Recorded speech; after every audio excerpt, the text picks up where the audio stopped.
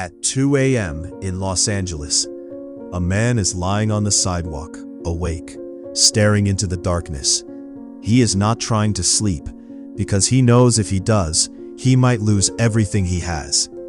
His shoes are in his hands. His small bag is under his head. Around him, hundreds of people are scattered across the street, some inside broken tents, some wrapped in thin blankets, and some simply lying on the cold concrete. There is noise everywhere. Distant sirens, arguments, footsteps, shouting, but no one feels safe. This is not a war zone. This is not a disaster area.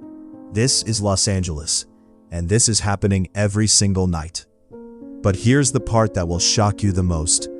For many people here, this is normal life.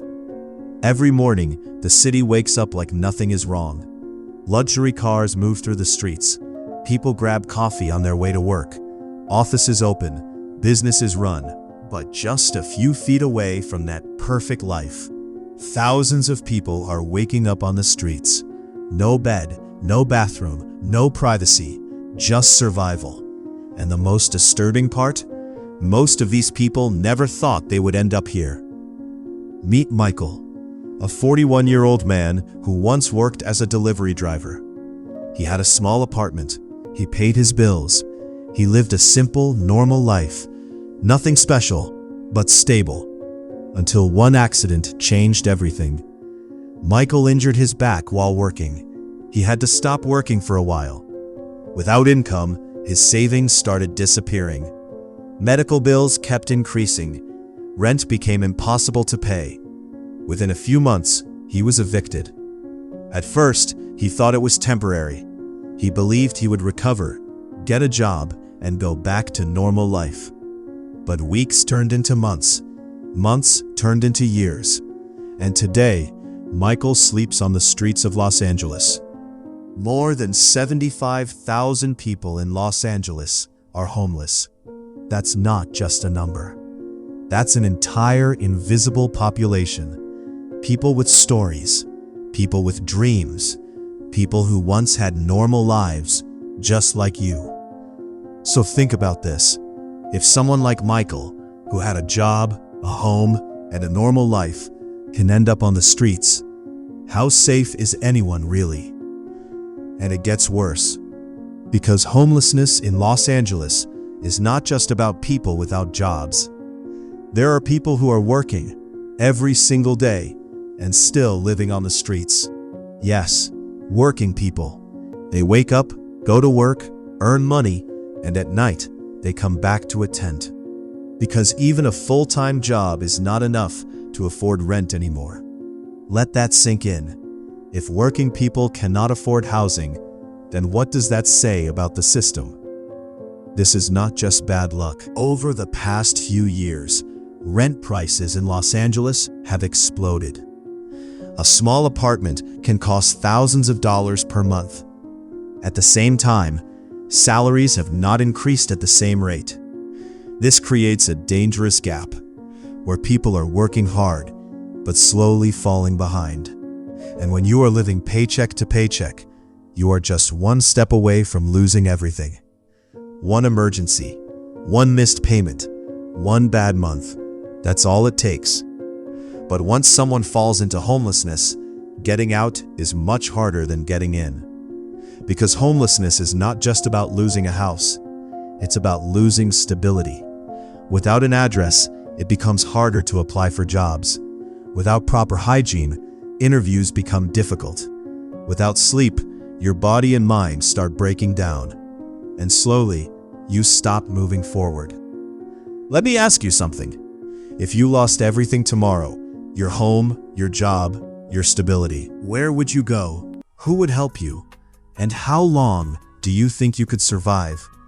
Because this is the reality for thousands of people in Los Angeles.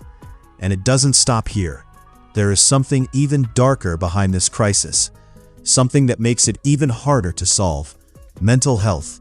A large number of homeless individuals suffer from mental health issues. Depression, anxiety, trauma, and living on the streets only makes it worse. Imagine dealing with mental pain, while also trying to survive physically. No support, no treatment, no stability.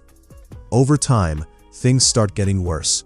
Some people lose control, some lose hope, and some completely disconnect from reality. Now add another layer to this: addiction. For many people on the streets, drugs and alcohol become an escape, a way to forget the pain, even if it's just for a few hours. But this creates a cycle, a very dangerous cycle, because addiction makes it harder to recover. And without recovery, there is no way out. And while all of this is happening, there is another reality that most people don't see: danger. The streets are not safe. Theft is common. Violence can happen anytime. People have to stay alert all the time, even while sleeping. That's why many homeless individuals don't sleep properly. They wake up again and again, checking their surroundings, protecting what little they have. Because one mistake, one moment of deep sleep, can cost them everything. And while they are living like this, the city around them keeps moving forward. Luxury buildings are rising. Expensive cars are everywhere. Businesses are growing. Wealth is increasing. But at the same time, poverty is becoming more visible than ever. Two completely different worlds existing in the same place. And here's a question for you. Do you think this is normal, or is something seriously broken? But the truth is, this crisis is not just about the streets. It starts much earlier. Long before someone sleeps on the sidewalk, long before they lose everything, there are warning signs. But most people don't see them, or maybe they ignore them, because it's uncomfortable to think about. In Los Angeles, thousands of people are living on the edge. They are not homeless yet, but they are very close. They are struggling to pay rent. They are cutting down on food. They are skipping medical care. They are doing everything they can just to survive one more month. And then, something happens. Something small, something unexpected, and everything collapses. Meet Lisa, a single mother with 2 children. She worked 2 jobs to support her family. Every month was a struggle, but she managed somehow, until one day, her younger child got sick. Medical bills started piling up. She had to miss work to take care of her child. Slowly, her income dropped. Rent became difficult to pay. She tried everything, borrowed money, asked for help, worked extra hours, but it wasn't enough. One missed payment turned into 2, and then eviction. In just a few weeks, Lisa and her children were on the streets. Now imagine this: a mother trying to protect her children while living in a tent, trying to keep them safe, trying to keep them hopeful, trying to act strong, even when everything is falling apart. This is not just poverty. This is survival at its most painful level. Let me ask you something. Do you think anyone deserves to live like this? Because situations like this are becoming more common, and that's what makes this crisis so dangerous. It's not just about people already on the streets. It's about the thousands who are next. And the system is not ready. Shelters are overcrowded. Resources are limited. Support systems are slow. Many people try to get help, but they have to wait. And sometimes, that wait is too long. Because when you are on the edge, you don't have time. You need help immediately. But that help is not always available. And this is where the system starts to fail. Because once someone falls into homelessness, the system becomes reactive, not preventive. Instead of stopping the fall, it tries to fix the damage after it happens. And by then, it's already too late for many people. But here's something even more disturbing. Many homeless people stop asking for help, not because they don't need it, but because they lose hope. After being ignored, rejected, or delayed, they start believing that nothing will change. And when hope disappears, something inside them changes. They stop trying. They stop dreaming. They just exist. Day by day, moment by moment, surviving, not living. Think about this. What happens to a person when they stop believing in a better future? Because that is the reality for many people on the streets. And it's not just physical struggle. It's psychological. It's emotional. It's deeply human. Now let's talk about something that makes this crisis even more complicated: public perception. Many people believe that homelessness is a choice, that people on the streets are lazy, that they don't want to work. But the reality is very different. Yes, some people make bad decisions, but many are victims of circumstances, unexpected events, system failures, lack of support. And once they fall, getting back up is incredibly difficult, because the system is not designed for easy recovery. It's complex, it's slow, and sometimes it feels impossible. Now imagine trying to rebuild your life without a home, without stability, without support. Where do you even start? Because everything depends on everything else. You need a job to get a house, but you need a house to get a job. It's a loop, a trap, and breaking out of it requires more than just effort. It requires opportunity, and opportunity is not equally available. And this brings us to the biggest question. What is the solution? Is it more housing? Yes, that helps. Is it better mental health support?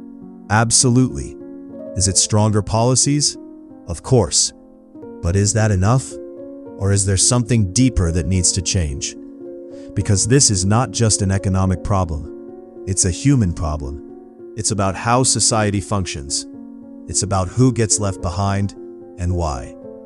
Because in a city as rich as Los Angeles, no one should be forced to live like this. And yet, it's happening every single day. Now, here's something that might surprise you. Some people do make it out.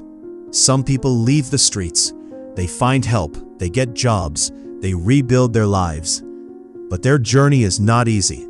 It takes time, it takes support, and most importantly, it takes someone who believes in them. Because sometimes, one opportunity, one helping hand, one moment of support can change everything. But for every person who makes it out, there are many more who are still stuck, still struggling, still waiting, and time is not on their side.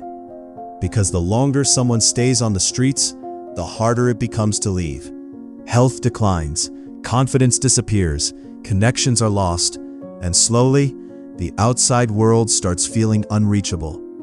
This is why this crisis is so dangerous, because it doesn't just affect the present, it destroys the future. And if nothing changes, it will only grow bigger. More people will fall, more lives will be affected, and the problem will become harder to solve.